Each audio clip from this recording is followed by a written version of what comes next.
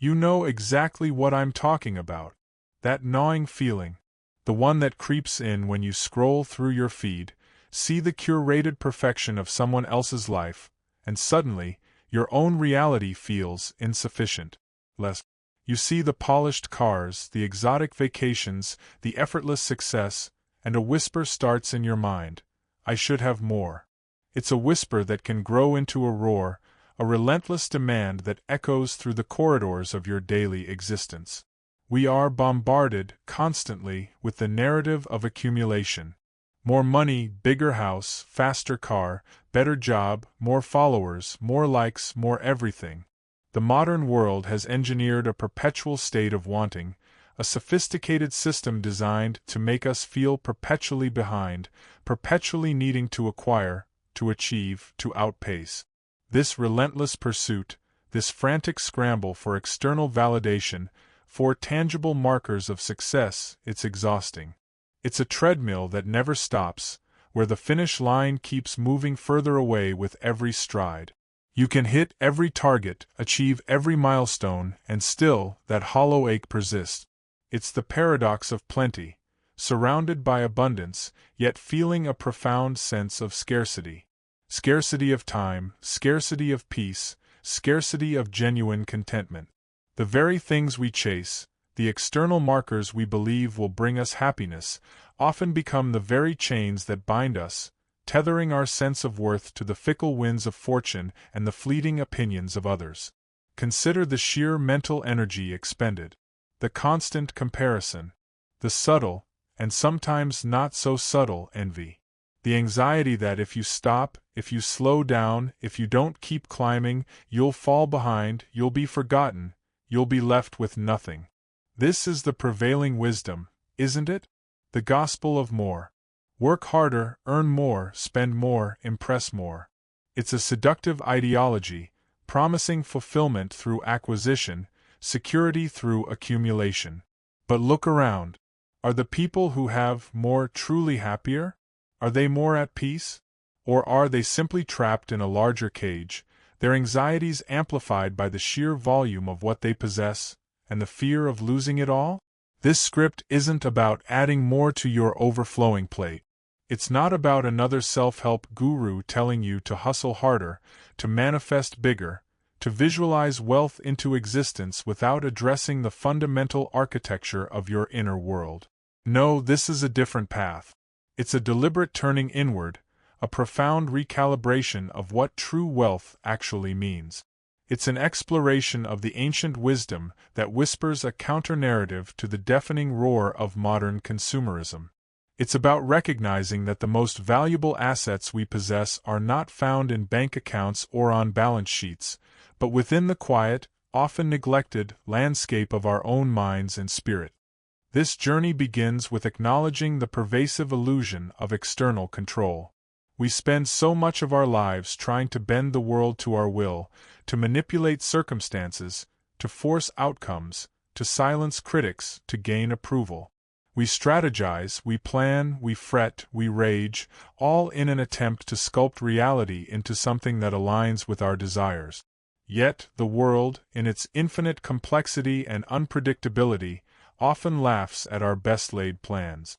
Storms arise unbidden, opportunities vanish, people disappoint, and our carefully constructed castles of control crumble into dust. The frustration, the disappointment, the anger, these are the predictable, yet often avoidable, consequences of mistaking the external for the internal, the ephemeral for the eternal. This is where the conversation truly begins, not with a solution, but with a question. A question that cuts through the noise and the clutter. What if the relentless pursuit of more is not the path to fulfillment, but the very obstacle? What if true wealth is not about the size of your portfolio, but the depth of your peace? What if the ultimate freedom lies not in controlling the world around you, but in mastering the world within you? This is the stark contrast that will define our exploration. The frantic pulse of urban chaos, the endless striving, the superficial shine of material success, set against the breathtaking, profound stillness of inner contentment. This is an invitation to step off the treadmill, to quiet the insatiable hunger, and to discover a richness that no external force can diminish and no economic downturn can touch. This is the beginning of reclaiming your power, not by conquering the world, but by conquering yourself. The modern man often finds himself adrift in a sea of external expectations, a ship buffeted by the winds of social pressure and professional demands. He's taught to navigate by the stars of other people's achievements, charting a course dictated by what's deemed successful in the eyes of the world. This can manifest in myriad ways. The quiet desperation to impress the boss, the subconscious urge to project an image of unwavering competence even when feeling vulnerable, the internal debate about whether his current possessions adequately reflect his perceived status. He might be in a board meeting, meticulously dissecting market trends, yet a part of his mind is simultaneously calculating the subtle glances of his peers, wondering if his tie is sharp enough, if his contribution was sufficiently lauded. Or perhaps he's at a social gathering, surrounded by acquaintances, and instead of genuine connection, he finds himself performing, offering carefully rehearsed anecdotes, his focus not on the present moment but on the perceived judgment of those around him. This creates a subtle yet persistent dissonance, a disconnect between the external persona and the internal reality. This relentless external focus breeds a specific kind of anxiety, the fear of exposure. It's the worry that if the veneer cracks, if the carefully constructed facade falters, the true, perhaps less than perfect, self will be revealed, leading to a loss of respect, a diminishment of worth. Imagine a seasoned architect, renowned for his innovative designs, yet privately plagued by self-doubt about a recent project that faced minor setback. He might overcompensate in subsequent presentations, his voice a little too loud, his gestures a little too emphatic, all to drown out the internal critic and convince his audience, and more importantly himself, that he is infallible. This isn't about denying challenges. It's about the unhealthy attachment to a flawless public image, an image that demands constant vigilance and drains vital energy. It's the internal battleground where the desire for validation wages war against the quiet yearning for authenticity. Building on this understanding, consider the impact on decision-making. When our choices are primarily driven by a desire to maintain or enhance external approval, our judgment becomes compromised. We might accept a project that stretches us too thin, not because it aligns with our core values or long-term goals, but because declining it might be perceived as a sign of weakness or lack of ambition. We might invest in a lifestyle that is financially unsustainable, not for genuine enjoyment, but to keep up appearances, to project an image of prosperity. This is the subtle trap of external validation. It leads us away from our own true north, guiding us instead by the shifting compass of public opinion. The true cost isn't just financial. It's the erosion of personal integrity, the gradual silencing of our inner voice in favor of the clamor of external expectations. Furthermore, this constant outward gaze distracts from a far more potent source of power, our internal landscape.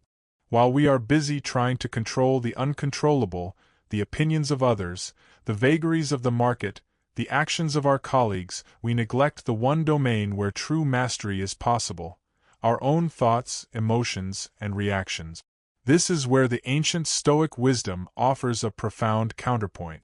Instead of trying to control the external storm, they taught us to build an unshakable inner citadel.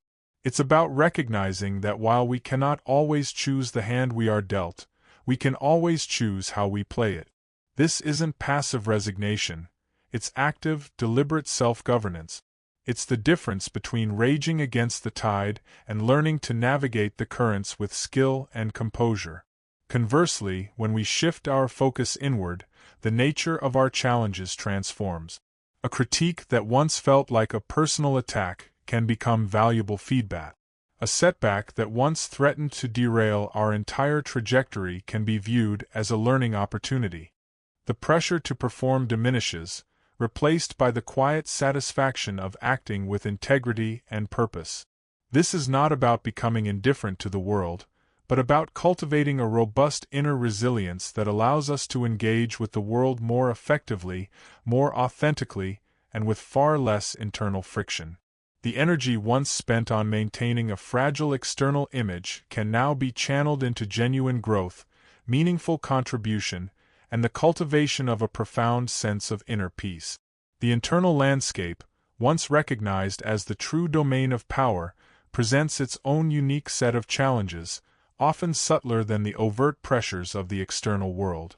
Consider the insidious nature of passive aggression in professional environment. A colleague might offer backhanded compliments, subtly undermining your confidence with veiled criticisms disguised as helpful advice. The instinct, honed by years of external focus, is to lash out, to defend, to correct, to win the argument. This reaction, however, expends precious energy and often escalates conflict, reinforcing the very dynamic of external validation that we seek to escape. A more stoic approach, a deepening of inner mastery, involves recognizing the intent behind the words without internalizing the negativity. It's about understanding that the colleague's behavior is a reflection of their own insecurities, their own internal struggles, not an objective assessment of your worth. This detachment, this ability to observe without immediate emotional entanglement, is a powerful form of self-control, a quiet assertion of inner sovereignty. Furthermore, delve into the realm of perceived slights in personal relationship. A friend might forget a birthday, or a partner might seem dismissive during a conversation. The immediate, unexamined reaction is often one of personal offense, a deep-seated feeling of being undervalued or disrespected. This triggers a cascade of negative emotions, anger, sadness, resentment that can poison the relationship and erode personal peace. However, by cultivating a richer internal dialogue, one can explore alternative interpretations. Perhaps the friend is overwhelmed with a personal crisis, or the partner is simply exhausted from a demanding day. This doesn't excuse the behavior, but it reframes the meaning assigned to it. Instead of assuming malice or neglect, one can choose to approach the situation with curiosity and empathy, seeking understanding rather than confirmation of perceived slights. This shift from reactive hurt to proactive understanding is a testament to a well-exercised inner discipline, a conscious choice to manage one's emotional response rather than be dictated by it. Another crucial layer is the management of ambition itself. While ambition can be a powerful motivator, unchecked ambition, driven by the need for external recognition, can become a destructive force. It can lead to burnout, to ethical compromises, and to a perpetual state of dissatisfaction as the goalposts are constantly shifted. The Stoic perspective encourages a redefinition of ambition, grounding it not in the accumulation of external accolades, but in the pursuit of excellence and contribution for their own sake. Consider the craftsman who dedicates himself to perfecting his skill, not for fame or fortune, but for the inherent satisfaction of mastery and the creation of something of lasting value. His ambition is directed inward, towards self-improvement and the quality of his work, rather than outward, towards the fleeting approval of others. This internal locus of ambition fosters a sustainable drive, one that fuels personal growth without demanding constant external validation. Consequently, this internal focus cultivates a profound sense of gratitude. When our well-being is not contingent on acquiring more or achieving higher status, we begin to appreciate what we already possess. This isn't about settling for less, but about recognizing the abundance that already exists in our lives, the health we often take for granted, the relationships that provide support, the simple pleasures that bring joy. Imagine the individual who, after a period of intense striving, consciously decides to dedicate 5 minutes each morning to reflect on things he is genuinely thankful for. This simple practice, rooted in an inward turning, shifts the mental default from scarcity to abundance, from discontent to contentment. It recalibrates the lens through which we view our lives, revealing a richness that was always present, but previously obscured by the relentless pursuit of more. This mindful appreciation is not a passive state. It is an active cultivation of a positive internal disposition, a powerful antidote to the pervasive dissatisfaction of modern life.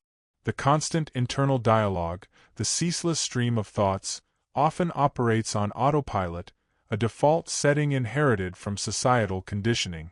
This inner chatter can be a relentless critic, replaying past mistakes, amplifying anxieties about the future, or fabricating worst-case scenarios.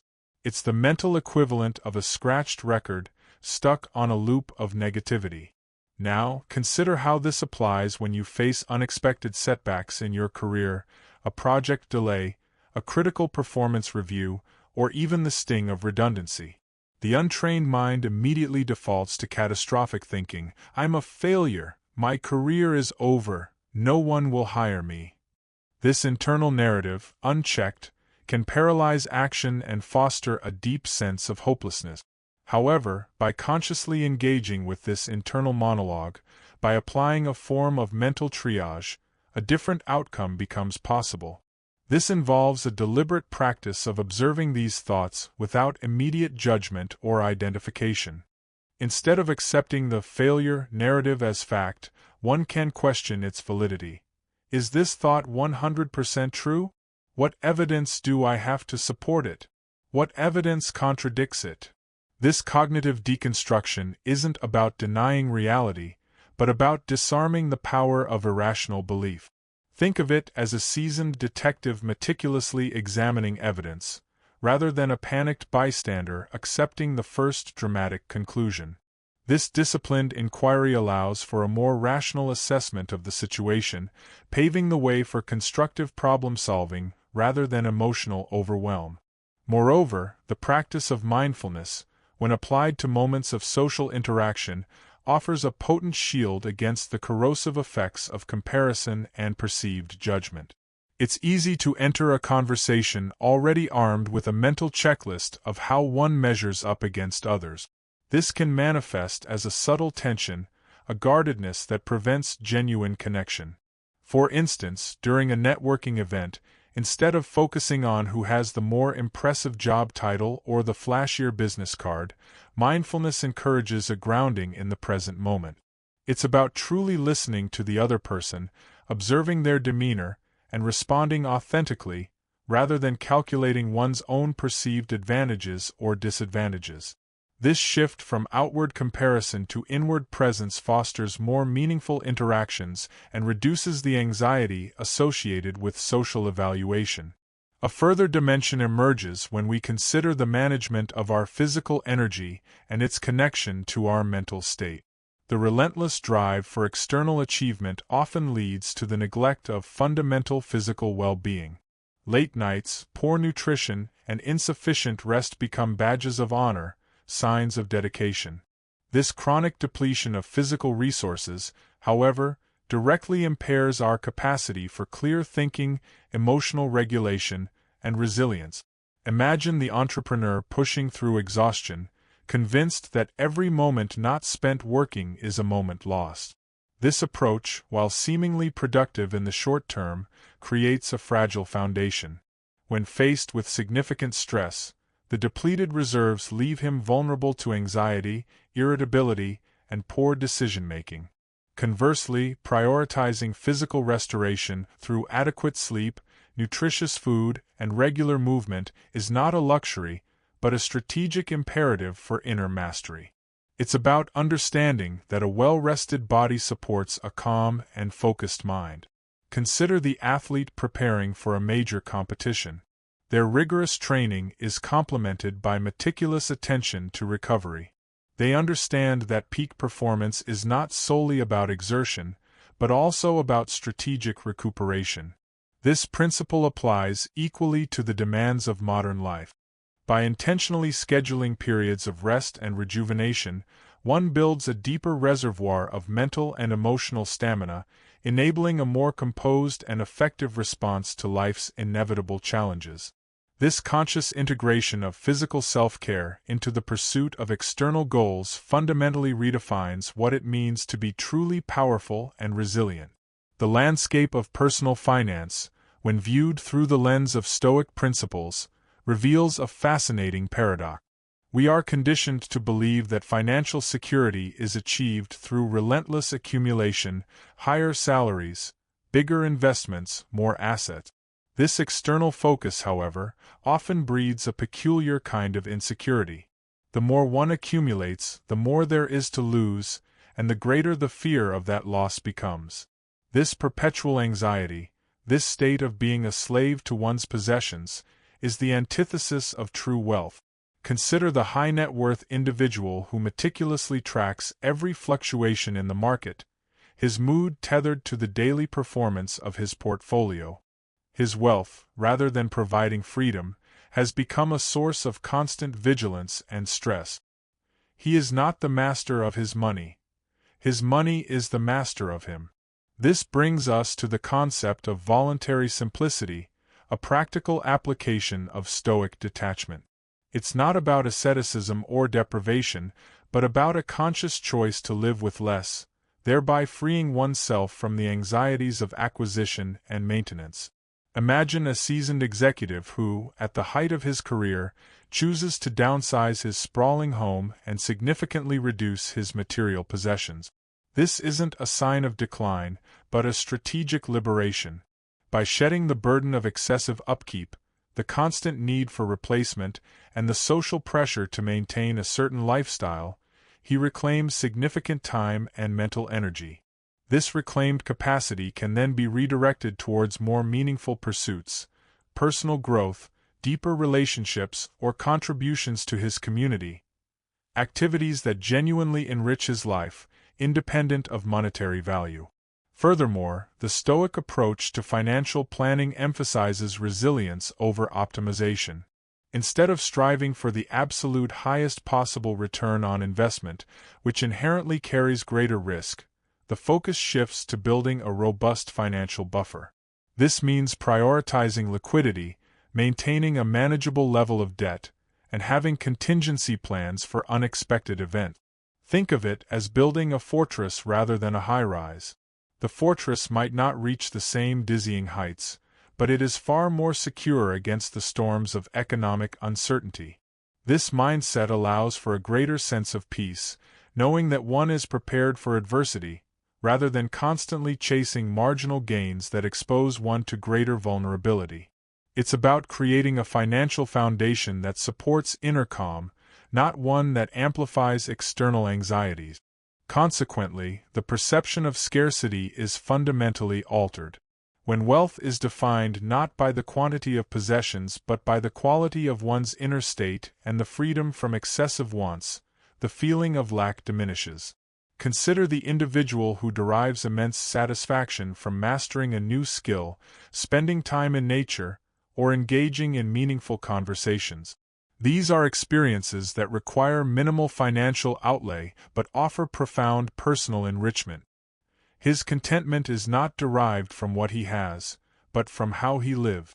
This internal abundance, cultivated through mindful choices and a focus on non-material values, creates a powerful buffer against the external pressures to consume and accumulate.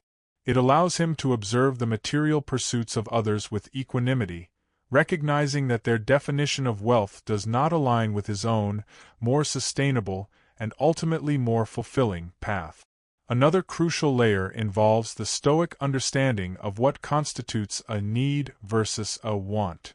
Modern society masterfully blurs this distinction, presenting manufactured desires as essential requirements. The latest smartphone, the trendiest clothing, the most sophisticated entertainment systems. These are often marketed as necessities for a fulfilling life. By consciously interrogating these perceived needs, one can begin to dismantle the architecture of consumerism that underpins much of our financial anxiety. Imagine a young professional who, instead of immediately upgrading his car with every new model release, decides to maintain his reliable, older vehicle for an extended period. This decision, driven by a clear understanding that his transportation needs are met, frees up significant capital. This capital can then be allocated towards experiences that foster genuine well-being, such as travel, education, or supporting a cause he believes in, rather than being sunk into depreciating assets that primarily serve to project an image. This deliberate act of distinguishing between genuine needs and manufactured wants is a powerful exercise in self-control, directly impacting financial freedom and, by extension, inner peace. Now, consider the subtle yet pervasive influence of societal narratives surrounding personal achievement and the definition of a life well lived. We are often implicitly or explicitly taught that a life of significance is one marked by grand accomplishments, by leaving an indelible mark on the world through monumental efforts. This can translate into a relentless pressure to constantly innovate, to disrupt, to achieve groundbreaking success. The individual internalizing this narrative might feel a profound sense of inadequacy if their daily existence doesn't involve headline-grabbing achievements. Their quiet dedication to their craft, their consistent commitment to ethical conduct, their role in nurturing their family, these invaluable contributions can be overshadowed by a societal emphasis on overt, quantifiable wins. Building on this, however, the Stoic perspective offers a powerful redefinition of impact. It suggests that true significance is not solely measured by the scale of one's external achievements, but by the integrity and intention with which one navigates their responsibilities, regardless of their visibility. Think of the unassuming librarian who meticulously organizes and preserves knowledge, making it accessible to generations. Or the dedicated teacher who patiently guides young minds, fostering critical thinking and a love for learning, even if their name never appears in the annals of fame. These individuals, operating with a deep sense of purpose and commitment, are living lives of profound meaning and impact, even if those impacts are localized and less publicly celebrated. Their contribution is not diminished by its quiet nature. Rather, it is amplified by its authenticity and consistency. Consequently, this reframing liberates individuals from the tyranny of external benchmark. It allows for a celebration of incremental progress and consistent effort, rather than solely focusing on dramatic leap. Imagine a software engineer who, instead of chasing the next unicorn startup, dedicates himself to improving the stability and user experience of an existing, vital platform. His work may not generate headlines, but it directly enhances the daily lives of thousands, preventing frustration and ensuring reliable functionality. This commitment to foundational excellence, to doing a job well for its own sake, is a testament to a life lived with inner direction, unswayed by the prevailing winds of aspirational hyperbole.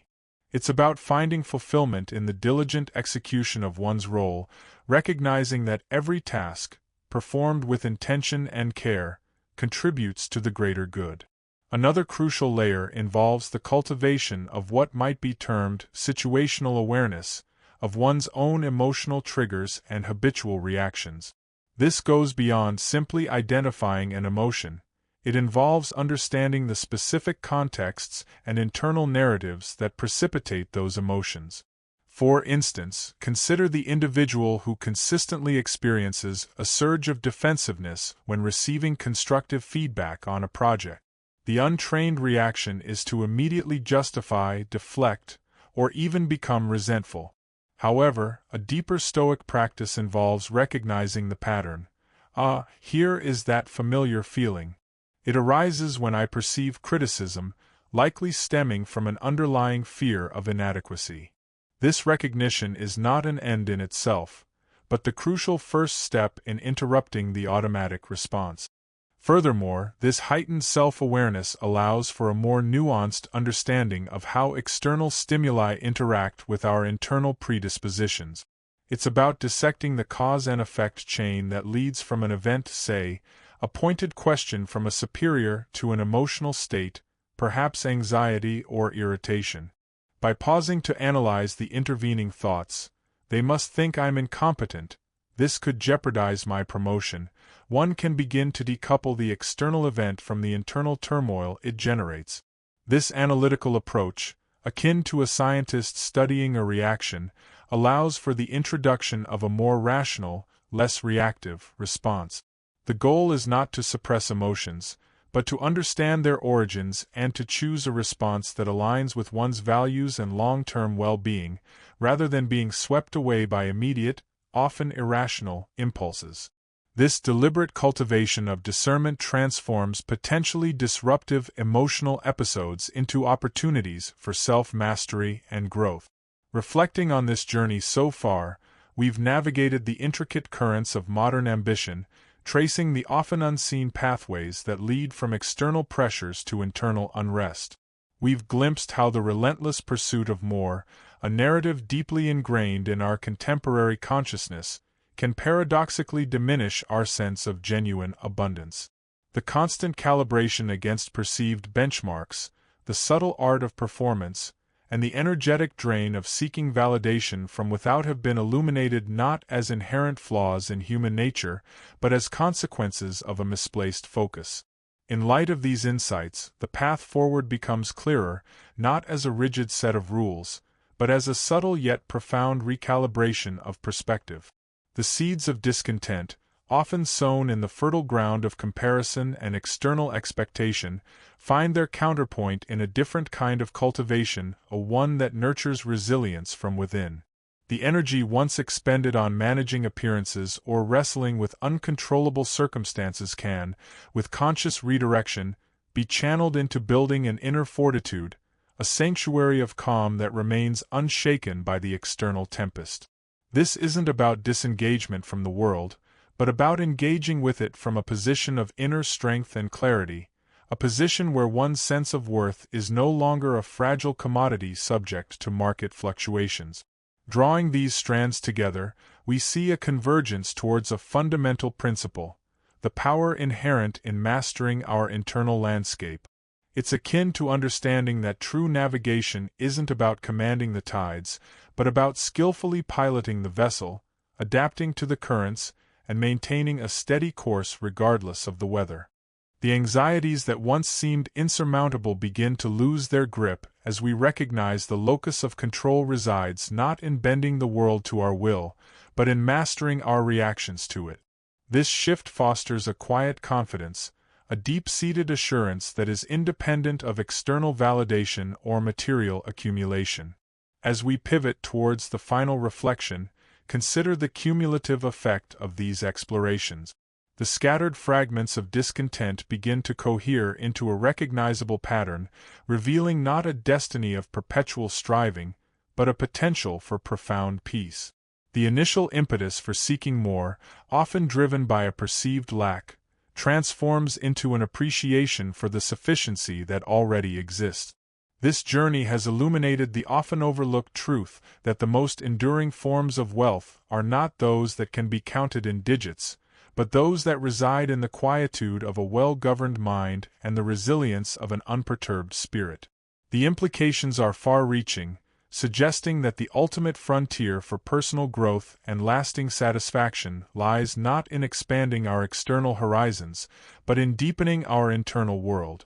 And so we arrive at the quiet summit of this exploration, not with a triumphant declaration of conquest, but with the profound stillness that follows deep understanding. The relentless hull of the modern world, with its sound of acquisition and its seas of metrics of success, fades into a more resonant frequency, the steady rhythm of inner equilibrium. We began by acknowledging a pervasive discontent, a gnawing sense that despite our efforts, something vital remained elusive. This elusiveness, we've come to see, was not a symptom of external deficiency, but a signal pointing inward, towards the vast, often uncharted, territory of our own consciousness. The journey has illuminated a fundamental truth. True wealth is not the accumulation of external assets, but the cultivation of an unassailable inner domain. It is the quiet mastery over our reactions, the deliberate choice to find contentment not in what we possess, but in how we perceive and engage with what is. This is not a call to abdicate ambition, but to reorient it, grounding it in the pursuit of excellence and contribution rather than the fleeting validation of others. The anxieties that once felt so overwhelming, the pressures that seemed to dictate our every move, begin to recede when we recognize that our power lies not in controlling the uncontrollable winds of fortune, but in skillfully adjusting the sails of our own inner disposition. Consider the profound liberation that arises from this realization. When our sense of worth is no longer tethered to the fluctuating tides of external approval or material gain, a deep and abiding peace becomes accessible. This isn't an abstract philosophical ideal. It's a practical, lived reality that emerges from the conscious application of principles that have guided humanity for millennia. It's the quiet strength of the craftsman perfecting his art for its own sake, the unburdened mind of one who values experience over possessions, the resilient spirit that weathers storms not by fighting them, but by understanding their nature and adapting with grace. This is the essence of a life rich not in outward display, but in inward substance, a richness that no external force can diminish and no economic downturn can touch. The true practice, then, begins now. It is in the quiet moments, the everyday interactions, the inevitable challenges that life presents, that this understanding is tested and ultimately solidified. It is in choosing curiosity over judgment, gratitude over envy, and inner resilience over external validation. It is in recognizing that the most profound transformations are often not the loudest, but the quietest, the subtle shifts in perspective, the deliberate redirection of focus, the consistent practice of self-awareness.